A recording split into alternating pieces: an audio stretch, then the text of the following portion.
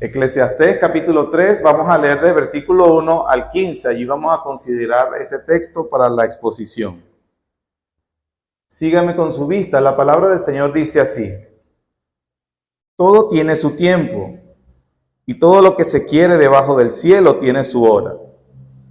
Tiempo de nacer y tiempo de morir, tiempo de plantar y tiempo de arrancar lo plantado, tiempo de matar y tiempo de curar, tiempo de destruir y tiempo de edificar, tiempo de llorar y tiempo de reír, tiempo de endechar y tiempo de bailar, tiempo de esparcir piedras y tiempo de juntar piedras, tiempo de abrazar y tiempo de abstenerse de abrazar, tiempo de buscar y tiempo de perder, tiempo de guardar y tiempo de desechar, tiempo de romper y tiempo de coser, tiempo de callar y tiempo de hablar, tiempo de amar y tiempo de aborrecer, tiempo de guerra y tiempo de paz. ¿Qué provecho tiene el que trabaja de aquello en que se afana?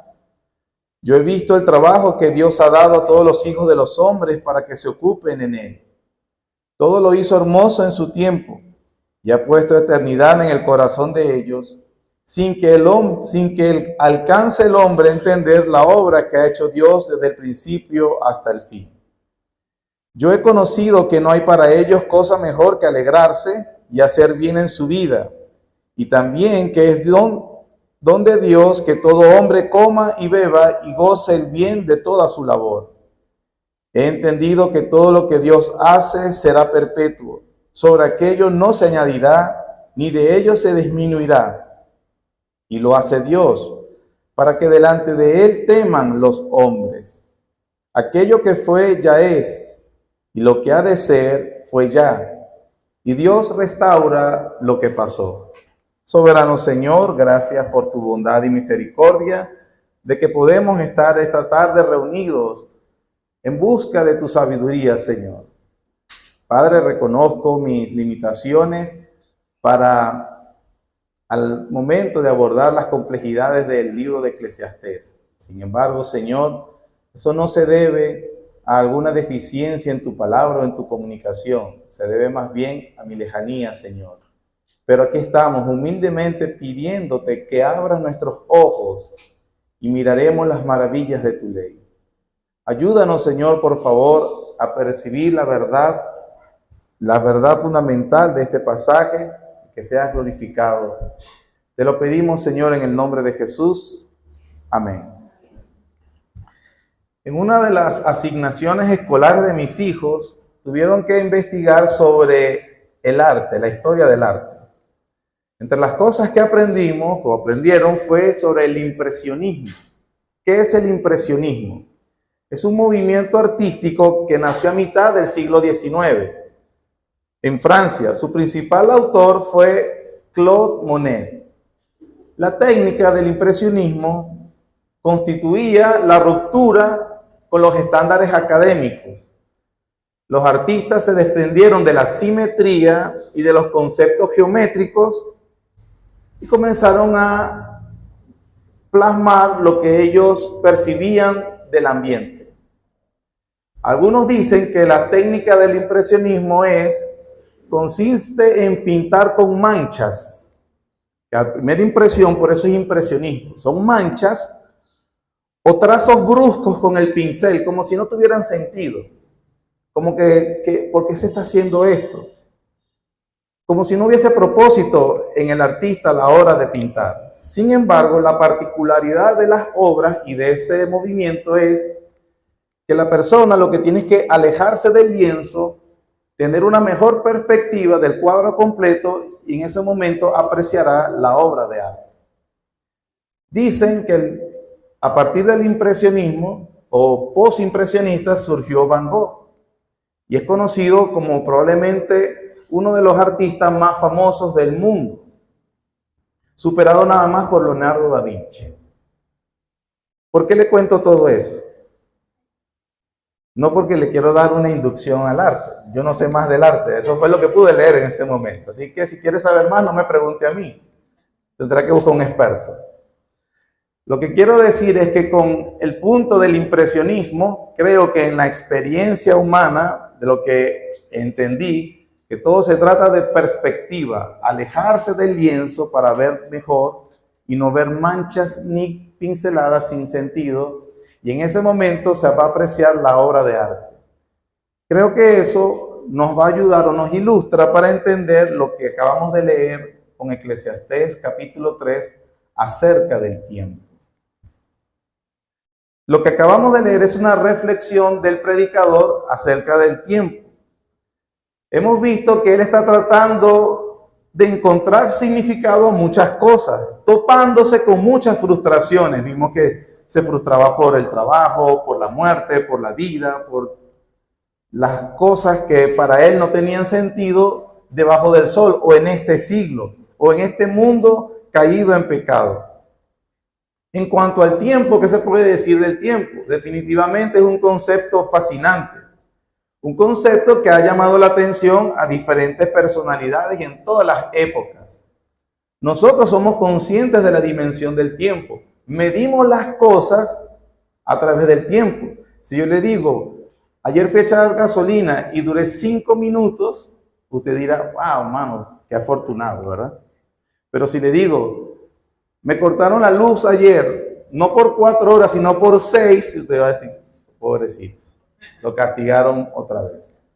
Todo lo manejamos en relación al tiempo, las actividades, usamos reloj, administramos tiempo, evaluamos todo según el tiempo.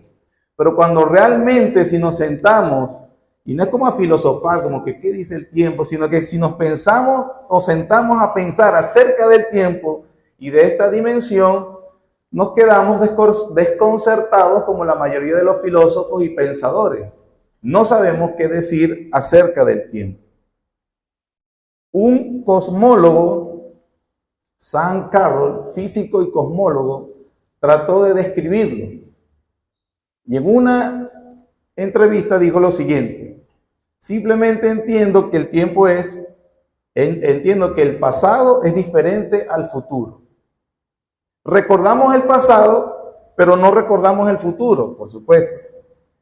El tiempo es un proceso irreversible. Lo que pasó, pasó y no hay forma de cambiarlo. Alguien decía, tú puedes convertir un huevo en una tortilla, pero no puedes convertir en una tortilla en un huevo otra vez. ¿Por qué? El tiempo simplemente pasó. La experiencia humana significa que estamos sujetas a esta dimensión, sujetos a sucesión de eventos. Vivimos momentos sucesivos unos tras otros, todos los días, cada segundo, sin detenerse y sin poder hacer nada al respecto. No lo podemos pausar y no lo podemos cambiar. El punto del predicador, como para todos nosotros, es tratar de reflexionar cómo debemos responder a esta realidad, cómo debe afectarnos. Más importante, ¿cuál es la actitud cristiana a los diferentes momentos de la vida? Porque vienen y pasan, vienen y pasan. Lo que quiere el predicador entonces hacernos pensar es que Dios hace lo que hace sobre el tiempo y lo que hace en el tiempo para que nosotros como criaturas limitadas en el tiempo aprendamos a temerlo. Ese es el punto de esos 15 versículos. Dios hace en el tiempo y sobre el tiempo lo que Él quiere para que nosotros, criaturas limitadas al tiempo, aprendamos a temerlo.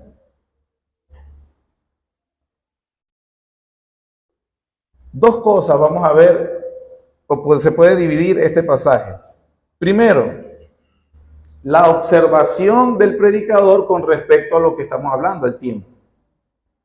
Él va a constatar la experiencia, él no va a emitir un juicio de valor, él no va a filosofar, él no va a explicar, él simplemente en los versículos 1 al 8, él va a decir qué es lo que sucede, qué le sucede a la gente, cuál es la experiencia humana con respecto al tiempo.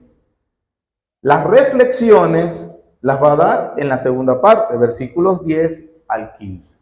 Vamos a la primera. ¿Cuál es la observación del predicador con respecto al tiempo? ¿Cuál es su experiencia? ¿Y cómo los eventos están establecidos por Dios? El versículo 1 comienza: Todo tiene su tiempo y todo lo que se quiere debajo del cielo tiene su hora. Él dice que y declara que hay un marco de tiempo específico y designado para todo lo que existe o sucede. Y eso ha sido establecido y designado por Dios. Del versículo 2 al 8, que es seguramente los versículos más conocidos de todo el libro de Eclesiastés, él dice cuáles son esos momentos. Enumera varios buenos momentos de la vida: nacer, cosechar, trabajar, abrazar, amar. Esos son momentos de la vida que son positivos, ¿cierto? Que son buenos para disfrutar. Pero él dice, cada buen momento tiene su correspondiente mal momento, que causa al hombre frustración y perplejidad. ¿Por qué frustración y perplejidad? Bueno, porque el predicador entiende que no solo el día de nacimiento está asignado por Dios, y cuando hay un nacimiento en la familia es motivo de alegría, de celebración, pero también está asignado un día de muerte, y ese no es un día de alegría ni de celebración. Da frustración. ¿Eso quién lo estableció? Dice él, Dios. Hay un momento de sembrar y hay un momento de arrancar. Hay un momento de hacer las cosas bien, hay un momento de construir y hay un momento de destruir. Eso es lo que dice versículo 2 al 8, el poema. Tiempo de nacer y tiempo de morir. Tiempo de plantar y tiempo de arrancar lo plantado. Tiempo de matar y tiempo de curar. Tiempo de destruir y tiempo de edificar. Y así sigue hasta el versículo 8.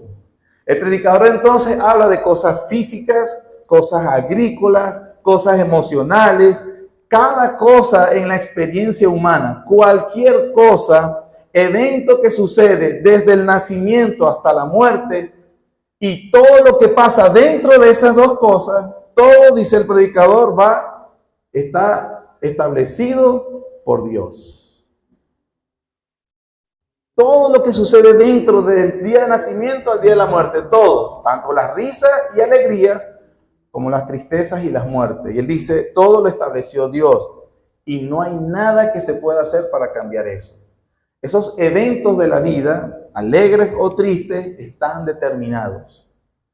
¿Qué hacemos con ese determinismo? Podemos pensar, uno dice, bueno, entre las cosas personales, pero si lo ampliamos, lo que sucede en el mundo, las hambrunas, las guerras, las muertes, las cosas, el sufrimiento personal, cosas que nos hubiese gustado evitar. El predicador dice, eso lo estableció Dios y tú no lo puedes cambiar. Por eso es que hay perplejidad y frustración.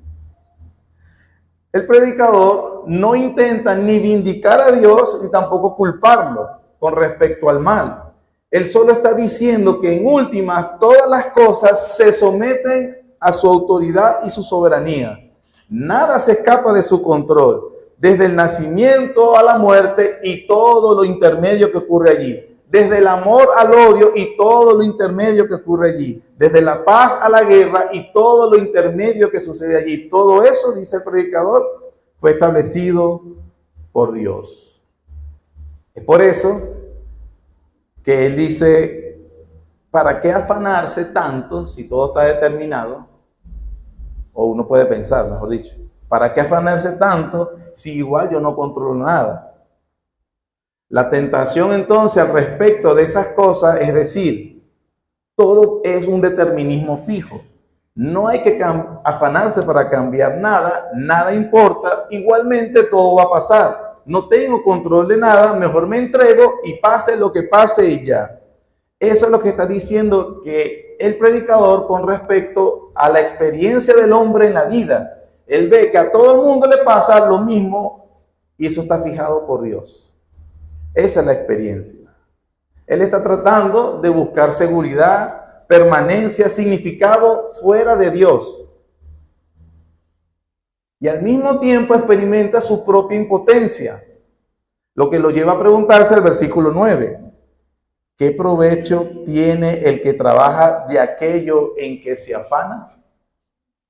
Esa misma pregunta la va a hacer ya la ha hecho en los capítulos 1 y 2, la volverá a hacer en los capítulos sucesivos. La respuesta implícita es nada, no se puede hacer nada. Eso siempre teniendo en cuenta el trasfondo del libro. ¿Cuál es el trasfondo del libro y del tema? Que en este mundo, en este siglo malo, por los efectos de la caída, la vida es frustrante y desconcertante. Algo que se aleja mucho del libro de Eclesiastés es una visión ingenua de la vida. Es tratar de ponerlo a uno en la realidad. La vida es frustrante y desconcertante. Hay mucho en la vida que los humanos simplemente no comprenderán. Mucho, mucho. Y esa frustración es la que comparte el predicador cuando analiza los acontecimientos de lo que ha pasado en la historia. Ese es el primer punto que vimos, la perspectiva del predicador con respecto a la vida. ¿Y qué está sucediendo? Hay un tiempo para todo. Es ineludible, es inevitable, nada va a cambiar. Dios ha establecido lo que va a pasar. Son eventos. Hay algo también que tenemos que entender con respecto a esos versículos, tiempo para reír, tiempo. No se refiere al tiempo en el sentido cronometrado, 1 segundo, 2 segundos, sino eventos, sucesos, momentos, como el nacimiento, la muerte, enfermedad, vida, prosperidad, pobreza, felicidad, paz, guerra. Eventos, todos los eventos de la vida están determinados y están establecidos, vamos a ocurrir. Habrán cosas de alegría, habrán su contraparte tristeza. Una de las cosas que a veces cuando estoy en la consejería me ha tocado aclararle a unos hermanos es, querido hermano o querida hermana, tienes una perspectiva muy equivocada de la vida. Porque tú dices, no, pero yo no quiero pasar por esto. No, hermano, eso es algo que no puedes decidir, ya estás pasándolo. Dios lo estableció. Dios lo estableció así, en un sentido. La consecuencia, puede que seas víctima o puede que no. Puede que te metiste a propósito en eso, por necedad, por pecado, puede que no. Sea lo que sea, ya lo estás pasando. Y Dios estableció que estos eventos desagradables en la vida de cualquier índole van a pasar. Me refiero a los desagradables porque nosotros no necesitamos explicación por los felices. Algo me hace reír o me hace feliz. Gracias a Dios y no me tiene que explicar nada, que siga así. Si así llueve, que no escampe, ¿cierto? Nosotros nos frustramos cuando los eventos desagradables, los que nos producen tristeza. Bueno, en primer lugar, entonces, es la experiencia de todo ser humano. Y la Biblia dice que Dios ha establecido un tiempo para todos esos momentos. Así será la vida en este siglo. No puedes esperar otra cosa. No puedes cambiar. Vendrán momentos felices y disfrútalo. Y vendrán momentos tristes. Dios lo estableció así. Eso en primer lugar. Dije que eran 2 puntos. Vamos al segundo y finalizamos el sermón. En segundo lugar, entonces, que vemos las reflexiones del predicador con respecto a esta realidad de la vida. Él va a reflexionar y nos va a decir 3 observaciones que son las verdades que el cristiano debe abrazar y nos ayudarán a transitar este mundo caído, o por lo menos en este pasaje. 3 observaciones. Primera observación, versículo 10 al 11. Yo he visto el trabajo que Dios ha dado a los hijos de los hombres para que se ocupen en él.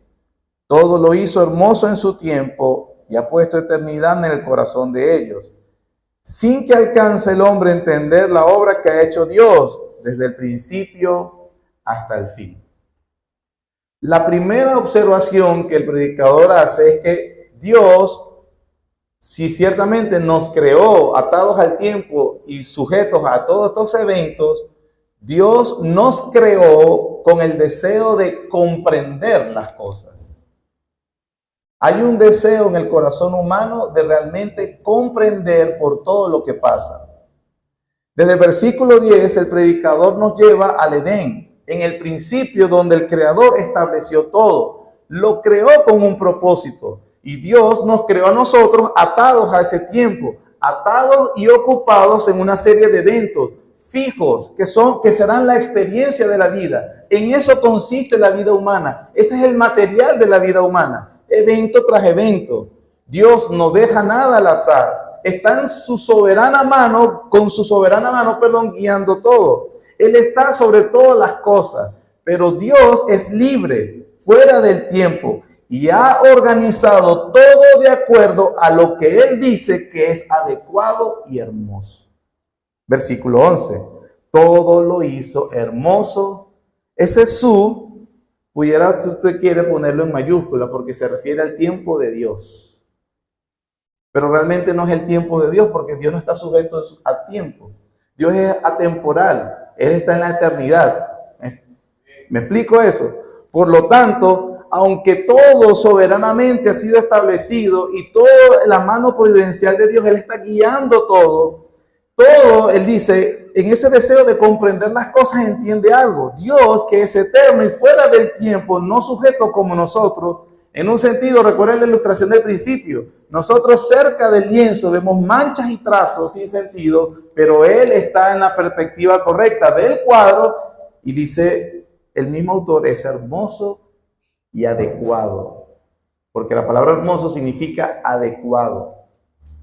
Cuando en el versículo 11 dice, ha puesto eternidad en el corazón de ellos, significa que el hombre naturalmente, el hombre sabe que la historia, el acontecer de los sucesos, la vida, no puede carecer de sentido. El hombre no soporta las cosas que no carecen de sentido. Él busca tenerle propósito y sentido a las cosas. Pero cuando busca hacer eso, el hombre queda perplejo en sus esfuerzos por discernir el patrón de los eventos. Deseamos discernir cómo todo lo que sucede, si tiene sentido y si tiene propósito.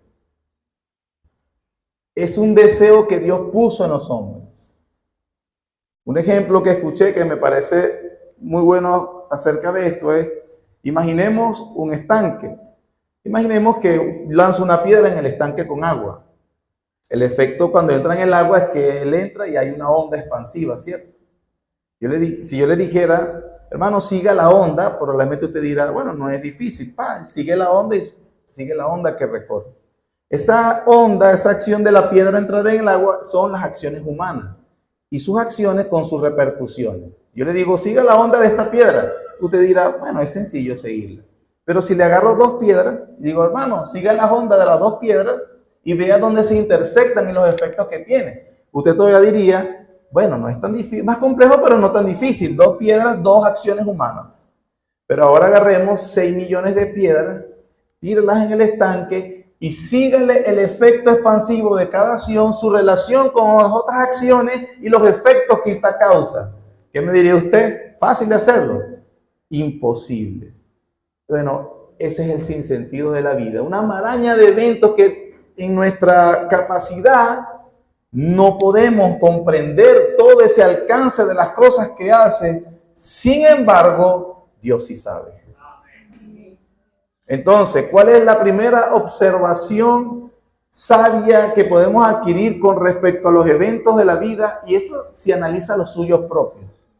¿Por qué Dios permitió esto? Eso.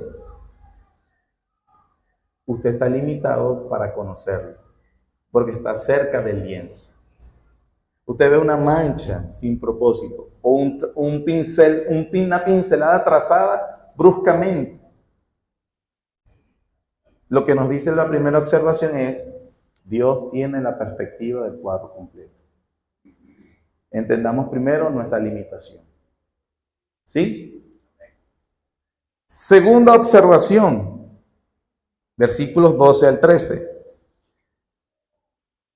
Yo he conocido de que no hay para ellos cosa mejor que alegrarse y hacer bien en su vida. Y también que es don de Dios que todo hombre coma y beba y goce del bien de toda su labor. Les dije que los eventos, tiempo de nacer, tiempo de felicidad, y tiempo de morir, tiempo de tristeza. Los eventos felices no necesitamos tanta explicación, más de los eventos tristes. Pero en medio de esa complejidad de hechos que nosotros no comprendemos por qué este evento triste en mi vida, la segunda observación que nos está haciendo el predicador es que Dios, sí hay eventos tristes en la vida, pero Dios nos ha dado oportunidades para que, atados al tiempo, disfrutemos los buenos tiempos. y disfrútalo, hermano. Disfrútalo. El predicador no está diciendo que disfrute la vida, que es pura fiesta, sino que a la luz de las limitaciones que Dios ha puesto en nuestra humanidad, esa limitación de no poder ver el panorama completo, el predicador llega a una conclusión. Debido a la abundancia de eventos de la vida y el límite que tenemos de no poder ver, lo mejor es, en las cosas buenas, agradece y disfruta. Agradece a Dios. Eso significa que si eres capaz de en la vida, a pesar de tus momentos malos, pero si eres capaz de la vida de encontrar alegría y placer, a pesar de tu posición limitada, recíbelo como un don de Dios, como un regalo de Dios y disfrútalo. Entonces, si Dios te da risa, si Dios te da amor, si Dios te da el disfrute de una buena esposa, de un buen esposo, de unos buenos padres, de buenos amigos, si Dios te da la satisfacción de disfrutar una buena comida, el predicador está diciendo, recíbelo de Él como un regalo, dando gracias a Dios por lo que estás disfrutando. Disfrútalo, porque habrá momentos donde no habrá. No es disfrute a lo loco, sino que dice, y también es versículo, yo he conocido que no hay cosas para ellos mejor que alegrarse y hacer el bien en su vida. Disfruta teniendo a Dios, temiendo a Dios siempre. Eso en cuanto a las cosas buenas. ¿Y las cosas malas? Tercera observación y última, versículos 14 y 15. He entendido que todo lo que Dios hace será perpetuo. Sobre aquello no se añadirá, ni de ello se disminuirá. Y lo hace Dios para que delante de Él teman los hombres. Aquello que fue, ya es. Y lo que ha de ser, fue ya. Y Dios restaura lo que pasó. La tercera observación es, Dios nos llama a confiar en Él como el Señor del tiempo. Él es el Señor de todos los eventos de nuestra vida. Todos.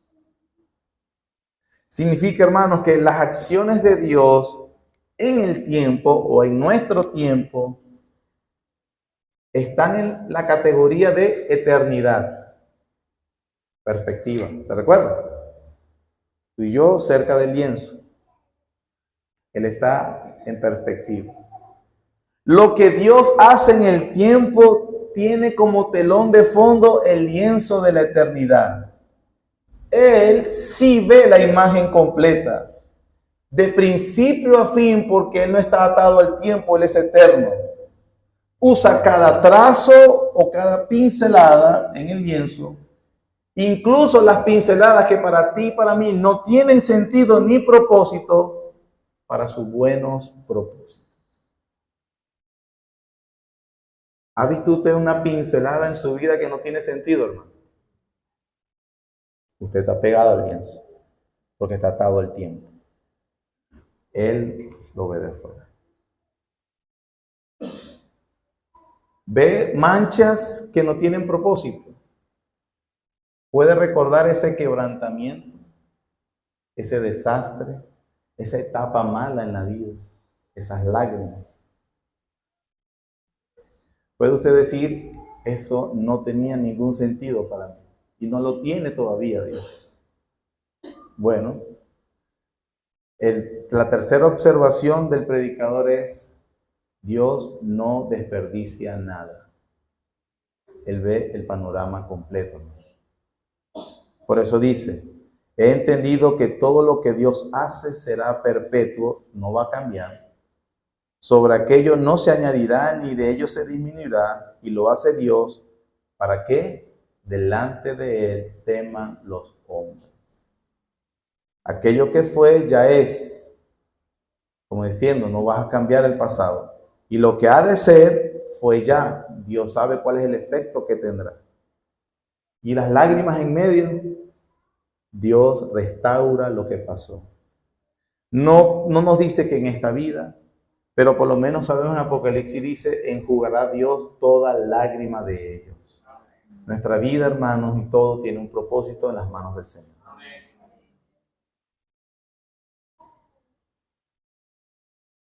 Y todo eso, por lo menos, revelado aquí en estos 15 versículos, con la finalidad, por lo menos, tiene muchas más en la mente de Dios que no se nos revelan, pero aquí nos dice que por lo menos teman los hombres delante de Él. Tenemos que temer a Dios en todo lo que sucede en nuestras vidas. Todo, hermano. Amén. Para finalizar entonces, ¿qué dice el Nuevo Testamento? ¿Cuál es la perspectiva del Nuevo Testamento con respecto a lo que acabamos de ver? Bueno, la Biblia nos habla, por ejemplo, de que en los propósitos de Dios se cumple lo que Él quiere. En Gálatas 4:4 se nos dice, pero cuando vino el cumplimiento del tiempo, Dios envió a su Hijo, nacido de mujer y nacido bajo la ley. Otras traducciones dicen, cuando vino la plenitud del tiempo, la plenitud del tiempo. ¿Quién determina cuándo es la plenitud del tiempo? ¿Quién determina cuándo algo es adecuado y perfecto en ese momento? ¿Se recuerdan las promesas a Abraham? ¿Y cuándo se empezaron a cumplir esas promesas, por ejemplo? 400 y pico años después. Porque Dios sabe cuándo hacerlo. Y después entonces hay promesas a los profetas. Y sale el último profeta Malaquías. ¿Y cuándo va a aparecer el Mesías por fin? 400 y pico años después. Dios estableció y cuándo es adecuado actuar y cumplir con sus cosas. Él está definitivamente en control, lo estableció y lo hace para la gloria de Él. Y la Biblia dice, para la bendición de su pueblo. Eso es una verdad que se abraza solo por la fe. Entonces, de nosotros, ¿qué respecta? ¿Cómo debemos vivir entonces? Bueno, en primer lugar, la Biblia nos enseña de cómo debemos vivir comprendiendo esta realidad, personas con propósitos en el tiempo. Por ejemplo, Efesios, capítulo 5, versículo 15 al 17, dice, Efesios 5, ¿cómo debo vivir? Efesios 5, 15, mirad pues con diligencia cómo andéis, no como necios, sino como sabios, aprovechando bien el tiempo, porque los días son malos. Por tanto, no seáis insensatos, sino entendidos de cuál sea la voluntad del Señor. Se nos exhorta entonces a usar el tiempo, la vida correctamente, según lo que sabemos de la voluntad de Dios. Hay cosas que no sabemos. Eclesiastés nos acaba de decir, habrán cosas que el hombre no va a comprender. No lo vas a comprender, hermano. Eso está solamente en la mente perfecta y eterna de Dios. Pero lo que sí sabes de su voluntad, debes vivir usando el tiempo según lo que Él dice. Y hermano, la medida de que verdad confías en Dios, de que confías que Dios está ocupado llevando a cabo sus buenos propósitos, no es con lo que decimos, sino con nuestra propia actividad. Nuestra actividad revela lo que creemos de la actividad de Dios en el tiempo. ¿En qué hacemos? Y la Biblia dice, anden bien entendidos, no sean necios, aprovechen bien el tiempo. En segundo lugar, no solamente tenemos propósito para vivir correctamente, en segundo lugar, debemos vivir como personas con fe o personas de fe. Romanos 8:28, bien conocido, dice, y sabemos que a los que aman a Dios, todas las cosas le ayudan a bien. Esto es, a los que conforme a su propósito, así como una acción donde yo fui víctima o victimario, donde no tenía nada que ver, mi responsabilidad o no, culpa mía o no. Y así como ese millón de ondas que no sabemos cuando se interconectan y los efectos que tiene, y para nosotros, obviamente, nos supera en entendimiento y de seguir cada una de ellas, de esa forma, Dios sí lo sabe y dice la Biblia, todo lo hace para el bien de ellos. Vivimos entonces con propósito, vivimos como personas de fe mientras tanto, Y en tercer y último lugar, vivimos con anticipación. ¿Cuál es nuestra anticipación? Cristo viene. Apocalipsis 22:20. El que da testimonio de estas cosas dice: ciertamente vengo en breve. Amén. Si ven, Señor Jesús. Hermano, confiemos nuestras vidas a quien sí controla todas las cosas y las sabe. Y las hizo hermosas en su tiempo. Dios nos invita entonces, hermanos, a confiar. Confíen. Es verdad, hay cosas que nos dejan muy perplejos. Me han preguntado, pastor, ¿qué cree usted que es el propósito de Dios desde que vivimos lo que vivimos hace 20 años? A mí me ha dejado perplejo eso. Y se cambiará ahorita, el 28 de julio. No quisiera, yo quisiera. Pero al final de todo, es tan frustrante y lo deja uno de forma lo deja uno perplejo, hermano. Y eso es algo general. Y cada uno podrá contar sus particularidades. Entendamos lo que dice. Dios hace todo perpetuo. De aquello no se añadirá, ni de ello se disminuirá. Lo hace Dios para que delante de Él teman todos los hombres. Aquello que fue ya es, y lo que ha de ser fue ya. Dios va a restaurar lo que pasó. Dios, hermanos, sabrá cómo consolar. Y Dios va a llevar a cabo sus propósitos en Cristo Jesús. Nuestra labor, Señor, ayúdame a confiar en ti verdaderamente. Amén. Gracias, Señor,